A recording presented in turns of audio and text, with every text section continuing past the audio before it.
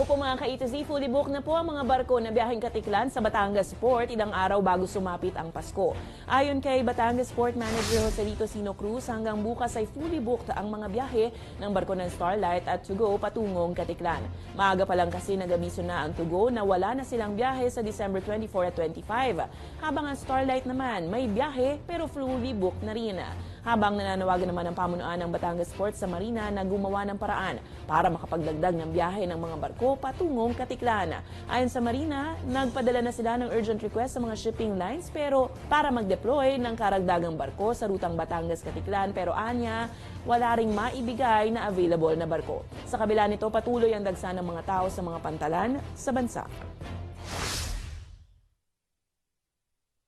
7 na po yung aming nasulatan na shipping companies at bukod pa po doon yung dalawa nating operators. Considering po na medyo malayo yung ruta, so kailangan talaga nating i-consider yung safety consideration. Siyempre dapat ang ating barko diyan yung qualified na magbiyahe ng higit sa 8 oras.